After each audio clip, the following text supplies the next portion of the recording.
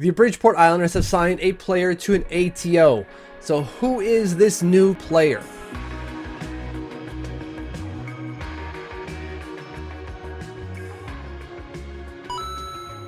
Hit that subscribe button, it helps me grow the channel. Also go to Twitter, follow @TLOMitch, that's me. Don't miss any breaking information about Islanders prospects I've yet to cover on the channel. So you might hear it, but I'm a little under the weather and have been for a few days now. So I'm kind of playing catch up right now.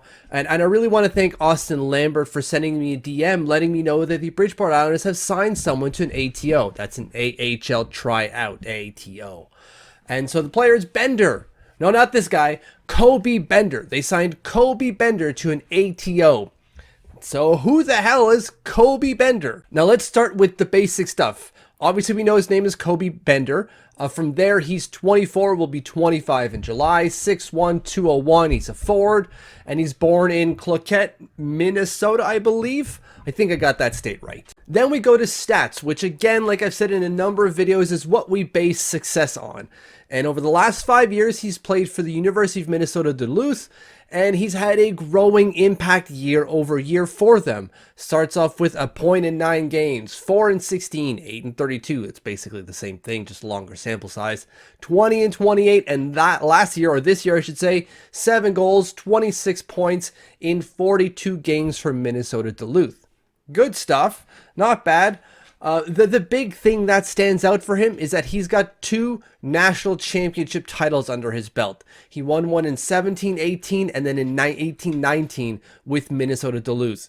So the kid comes with some hardware. Now to be fair,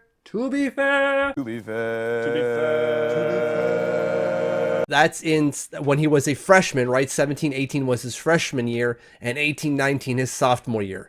So it's not like he was leading the team necessarily in either of those years, winning either of those championships. But he still got them, so you can't take that away from him. So he comes to the Bridgeport Islands with championship pedigree and 5 years under his belt at the NCAA level. Now, what does Koby Bender's NHL story tell us? And where does he kind of factor within the Islanders prospect pool? Well, when you look at it, you see 3.977, and I'm pointing up top here to my monitor, but you're probably going to see it down here, I believe, if I know how things are being reversed from my camera.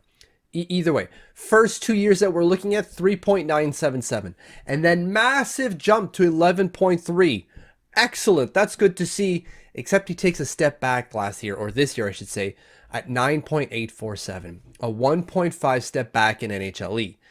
And so what that tells us is, just looking at his peak here at 11.36, he's somewhere within the middle of the Islanders prospect pool. What is a relatively weak prospect pool, mind you? He's somewhere in the middle, around 12 to 13 overall for the Islanders. And so what that tells us is he's not stepping in to change the order of things. He's not going to change the overall fortunes, if you will, or strength of the Islanders prospect pool.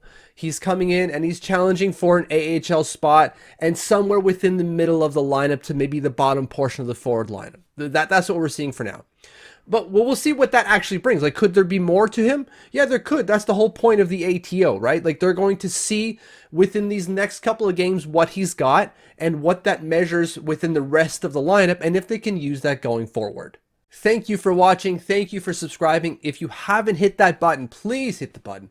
And if you're one of the 640, that number is still insane to me, who have subscribed to the channel, thank you, thank you, thank you. High five.